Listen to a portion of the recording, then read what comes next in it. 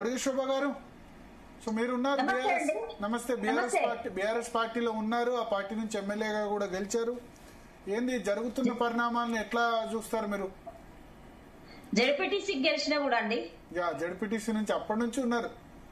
2006లో కదా జెడ్పీటీసీ. 2001 నుండి 6 వరకు జెడ్పీటీసీ తెలంగాణ ఉద్యమకాలంలోనే జెడ్పీటీసీ గెలిచారు. అవును. ఓకే. విషయం ఏంటంటే ఇక్కడ ఇప్పుడు కేసీఆర్ వేరు కాదు, బీఆర్ఎస్ వేరు కాదు, కవిత వేరు కాదు, కేసీఆర్ వేరు కాదు, పేగు బంధం. అవునా కాదా?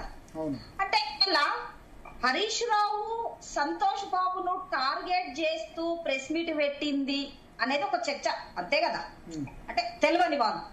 కానీ ఆ ప్రెస్ మీట్ పెట్టిందే ముమ్మాటికి ఈ రాష్ట్ర మాజీ ముఖ్యమంత్రి కేసీఆర్ గారు అనేది చాలా మంది మేధావులకు తెలుసు.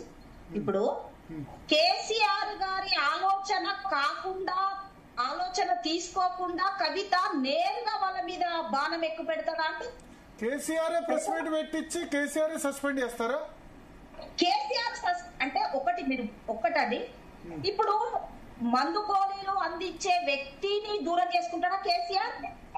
ఇవాళ అసెంబ్లీ తీర్మానాన్ని సిబిఐకి కాళేశ్వరం ప్రాజెక్టు మీద అవినీతి జరిగింది, దీని మీద విచారణ జరగాలని సిబిఐకి ఎప్పుడైతే అప్పచెప్తున్నామని తీర్మానం చేసిండ్రో, అసెంబ్లీ తీర్మానాన్ని డైవర్ట్ చేయడం కోసమే కవిత గారిని కేసీఆర్ గారు పావుగా వాడుకొని 4 కోట్ల తెలంగాణ ప్రజల్ని డైవర్ట్ చేసింది అనేది మాత్రం ఇది పబ్లిక్ లో ముమ్మాటికి ఒక చర్చ జరుగుతుంది.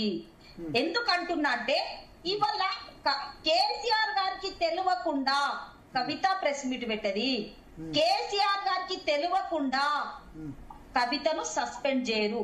బీఆర్ఎస్ అంటేనే కేసీఆర్, కేసీఆర్ అంటేనే బీఆర్ఎస్. ఇవాళ కవిత గారు అంతగా బాధపడుతూ హరీష్ రావును సంతోష్ బాబును ఈ రోజు చెప్పుతుంది.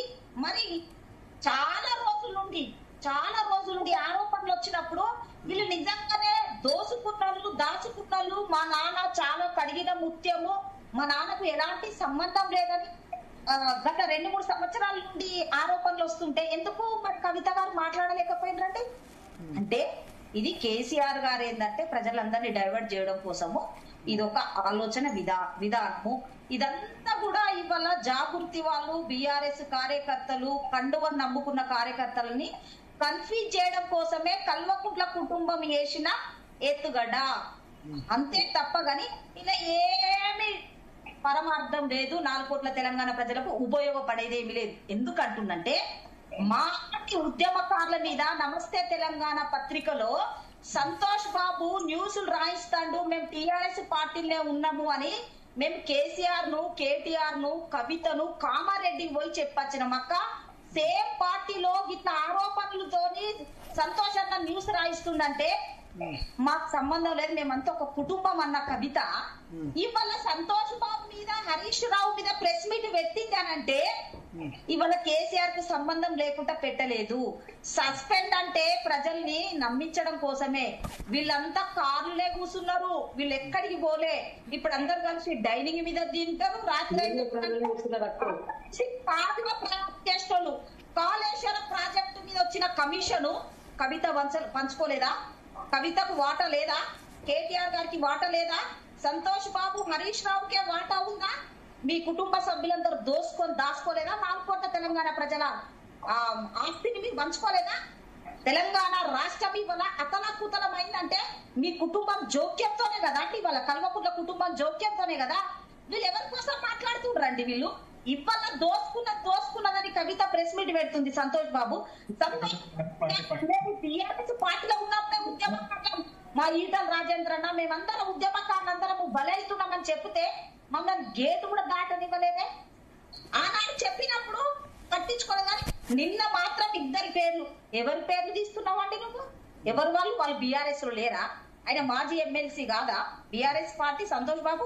నీ చిన్నమ్మ కొడుకే కదా, హరీష్ ఎవరంటే నీ మేనత్త కొడుకు కదా.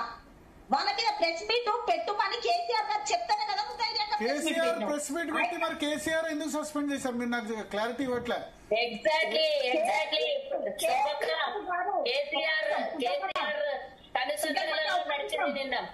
సుజాతకు ఒక్క నిమిషం అన్న, నేను ఎందుకు చెప్తున్నా అంటే కేసీఆర్ గారికి ఇలాంటి ఆలోచనలు ఇవన్నీ కూడా తనకు ఉన్నాయే కాబట్టి సిబిఐని విచారణను డైవర్ట్ చేయడం కోసం, అసెంబ్లీ నిర్ణయాన్ని డైవర్ట్ చేయడం కోసమే కేసీఆర్ గారు కవితను సస్పెండ్ చేస్తున్నట్టుగా అదో నాటకం అండి. అంటే పేగు బంధం అండి, ఆమెను ఎట్లా సస్పెండ్ చేస్తారండి? వీళ్ళంతా కలిసి పేగు బంధం కంటే పార్టీ ఎక్కువ అనుకున్నారంటారు బీఆర్ఎస్ వాళ్ళు.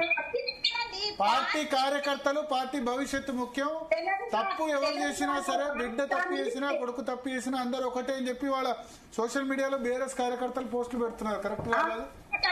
ఇవాళ తెలంగాణ పార్టీని మార్చినప్పుడే కన్న తల్లి పాలు తాగి కన్న తల్లి రొమ్మును గుద్దిండ్రు వీళ్ళు. బీఆర్ఎస్ పార్టీ పెట్టినప్పుడే తెలంగాణ పేగు బంధాన్ని తెంచుకున్నోళ్ళు వీళ్ళు. ఇంకొక బాధ ఏంటంటే కేసీఆర్ గారి ఆలోచన ఎలా ఉండే, తెలంగాణ రాష్ట్రానికి సిబిఐ రావాలంటే అసెంబ్లీ రాష్ట్రంకి పర్మిషన్ లేకుండా రావద్దని ఆనాడు అసెంబ్లీలో తీర్మానం చేశారు కదా. కాబట్టి వాళ్ళ అసెంబ్లీ తీర్మానాన్ని తిరస్కరించి వాళ్ళ కాంగ్రెస్ పార్టీ ఒక నిర్ణయం తీసుకున్నది కాబట్టి సిబిఐ వస్తుంది అనేది భయం.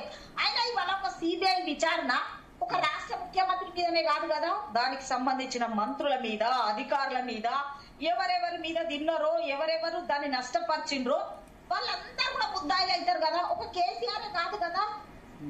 ఎందుకు ఇంత అడావుడి చేస్తారు? ఇంకొకటి మీరు అంటారు కదా, రాష్ట్ర వ్యాప్తంగా ఇవాళ కవితవి దిష్టి బొమ్మలు కాలబెడుతుండ్రు.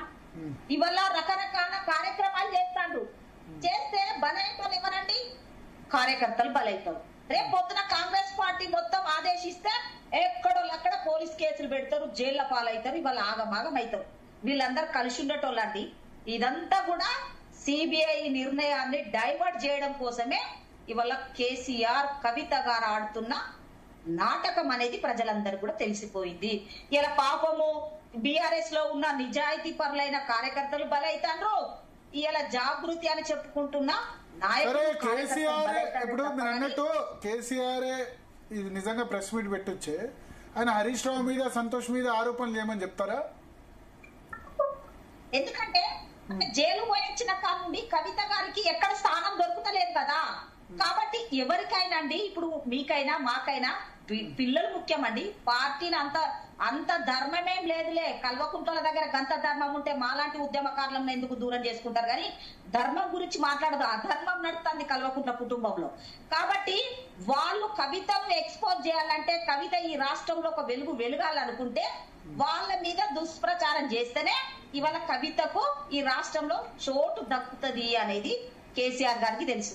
అంతేందుకంటే కేసీఆర్ గారు పర్మిషన్ లేకుండానే ప్రెస్ మీట్ పెట్టిందా కవిత?